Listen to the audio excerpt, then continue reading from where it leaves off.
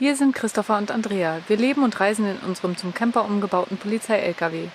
Immer auf der Suche nach neuen Abenteuern werden wir in diesem Teil zu Goldsuchern. Wir haben hier gerade einen richtig coolen Platz gefunden, so ein kleines Wäldchen rein und so direkt am Bach. Hier ist halt auch eine Feuerstelle. Gerade ist es alles gesperrt, weil halt Waldbrandgefahr ist. Deswegen darf man jetzt kein Feuer machen. Aber hier ist natürlich leider kein Internet und ja, wir brauchen halt Internet jetzt morgen zum Arbeiten. Ja, wir bleiben jetzt halt trotzdem hier stehen, gehen ein bisschen baden und sowas und fahren dann halt morgen früh erst, ich glaube 5 Kilometer weiter ins Tal.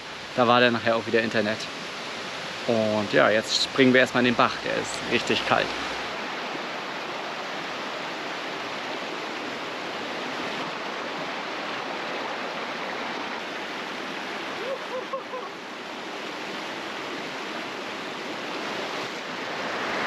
Ah, das ist wie ein Whirlpool. Oh, ist das warm.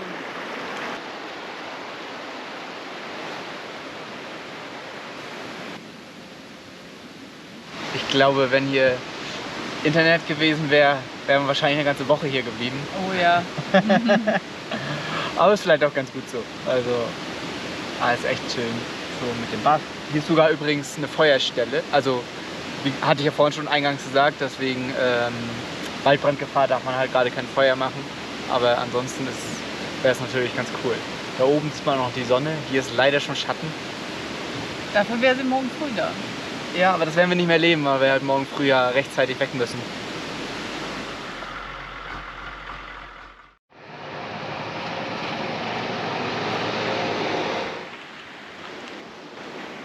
So, wir müssen ja gucken, wann der Bus kommt, weil es ein bisschen schwierig ist, hier auf den schmalen Straßen dran vorbeizukommen. Aber wir haben noch eine halbe Stunde Zeit, also schaffen wir es bestimmt runter. Na los, dann schnell los. Oh ja.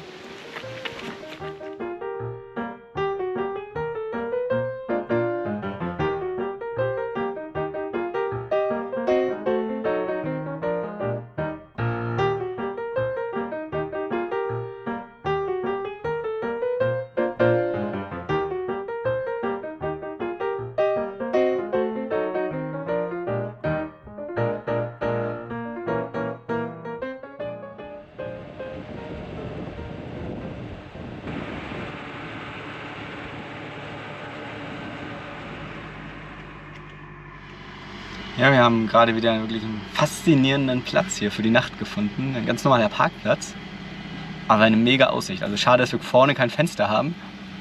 Das ist schon ziemlich cool.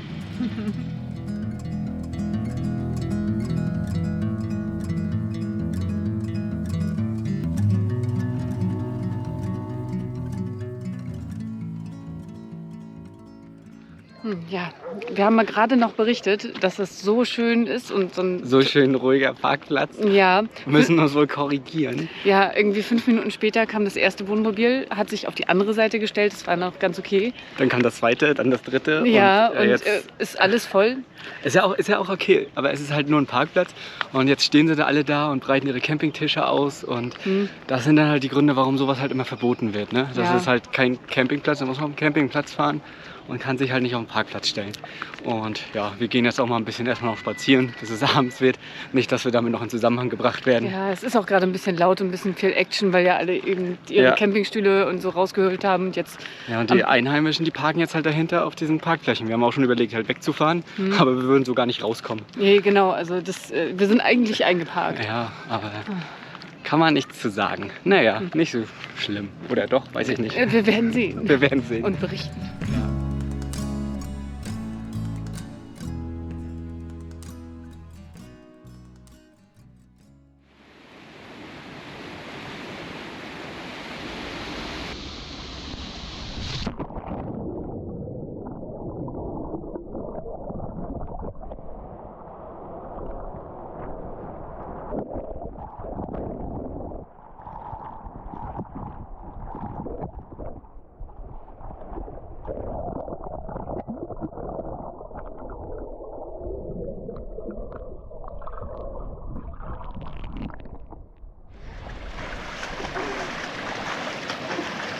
Das ist lustig.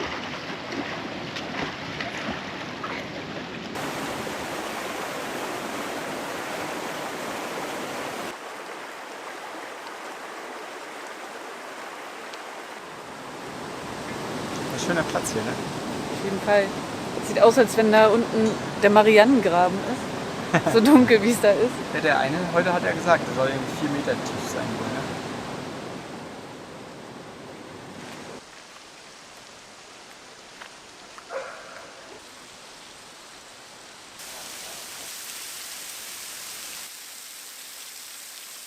Ja, ist echt schön hier. Hier sind halt überall so kleine Nischen, in denen man halt auch stehen kann. Und anscheinend ist es halt auch in Ordnung, wenn man hier mal eine Nacht steht, weil hier auch recht viele eigentlich nur Einheimische sind, die ja auch entweder mit so Vans oder halt sogar Zelte aufbauen.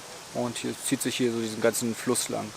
Und das hier ist, ich glaube, alles noch so im Kreis oder wie heißt das hier? Kanton? Ach, Kanton, genau. Ich glaube Kanton. Ja, genau. Also alles noch im Kanton Luzern ist das hier.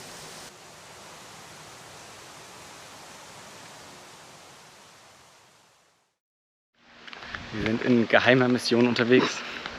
Wir sind auf Goldsuche, also noch nicht, aber morgen geht's los. Da kriegen wir eine Goldsucheinweisung.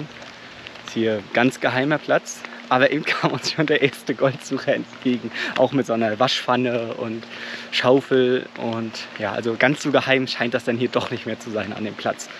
Aber ist halt sehr schön. Also wir sind schon echt gespannt, wie das morgen läuft mit dem Goldsuchen.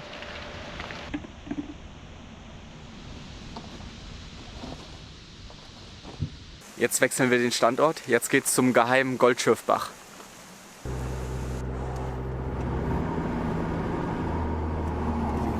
Okay.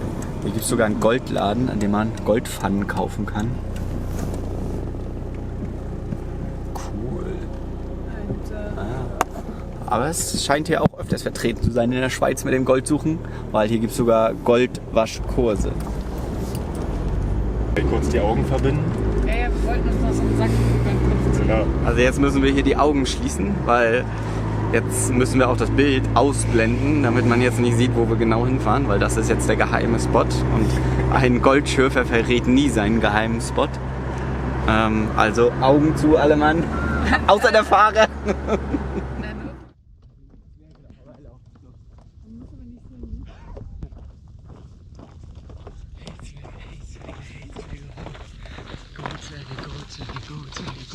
Rechtlich sieht es in der Schweiz so aus, dass das Goldwaschen nur im Zeitraum vom 1. Mai bis 15. Oktober erlaubt ist. Man sollte sich aber vorab weiter informieren, weil die einzelnen Kantone und Gemeinden eigene Regelungen haben können. Teilweise sind Lizenzen notwendig oder es sind für das Goldwaschen nur bestimmte Gewässer freigegeben. Außerdem sollte man sich an die Spielregeln halten. Die Schweizerische Goldwäschervereinigung hat dazu einen Ehrenkodex, der hier sehr ernst genommen wird. Demnach dürfen nur Handmethoden eingesetzt werden, also die Verwendung von Waschpfannen, Schaufeln und Waschrinnen. Man darf auch nur das Erdreich aus dem Flusslauf waschen und der Uferzonenbereich darf nicht abgetragen werden. Wir sind hier nicht die einzigen Goldschürfer. Wir haben gerade schon welche im Bach gesehen. Jetzt wählen wir eine andere Stelle, gehen den Bach etwas weiter rauf.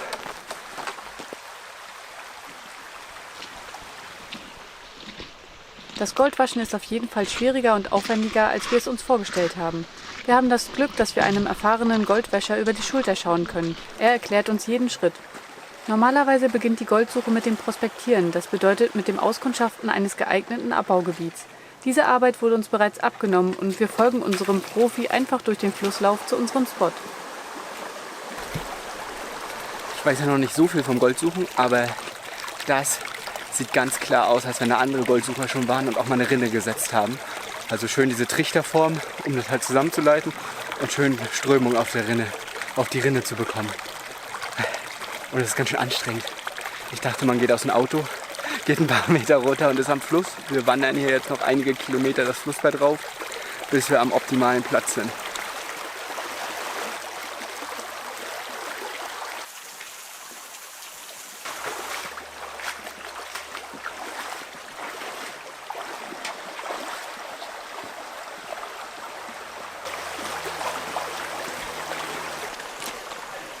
Ich glaube, so einen Platz haben wir hier gesucht, weil im Bach ist relativ wenig Wasser und hier haben wir jetzt genug Strömung, um eine Rinne zu setzen.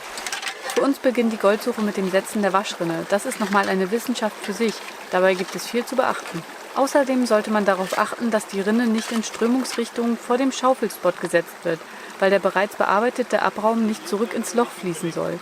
An dem Spot sollte auch ein ausreichender, aber nicht zu starker Wasserstrom vorhanden sein. Der ist unter Wasser, der zum Beispiel noch nicht. Also müsste die Rinne fast noch ein Stückchen rüber. Außerdem ist er jetzt hier schon tiefer als da. Ja. So irgendwie einen flachen Stein. Und probiere das hier einfach noch ein bisschen zu erhöhen.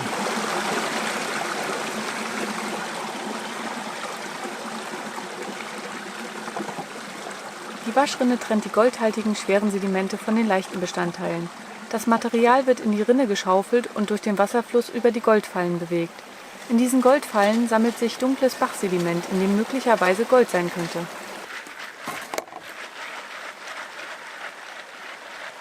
Schön vorsichtig und langsam, damit ihr das Gold auch schön filmen könnt. Naja, möglichst weit oben.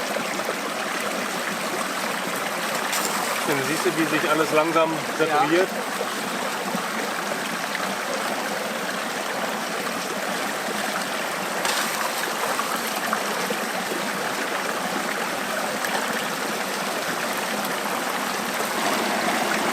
Das ist jetzt die erste Schaufel und wir haben schon den ersten Goldflitter.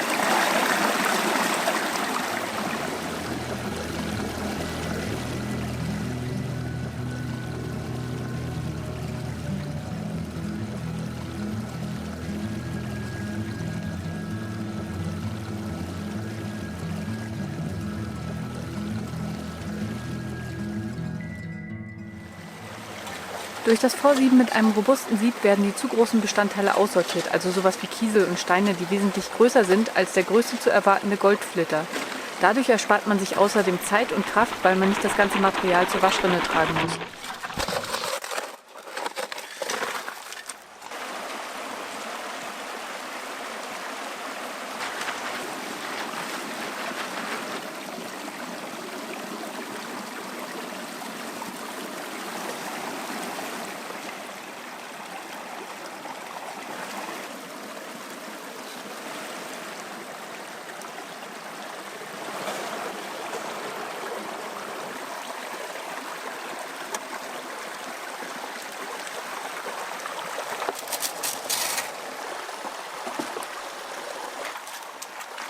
Nach stundenlangem Schaufeln geht es ans Auswaschen. Das Material wird vorsichtig aus der Rinne geholt und mit einem noch feineren Sieb vorsortiert.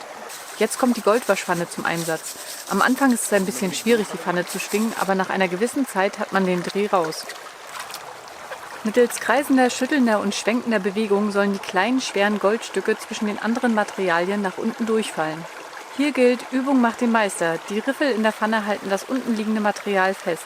Je weniger Material in der Pfanne ist, desto vorsichtiger sollten die Bewegungen sein. Der Materialrest wird dann hoffentlich mit jeder Wiederholung dunkler, denn das sind die schwersten Materialien im Sediment, der Black Sand. Mit ihm zusammen versteckt sich das Gold.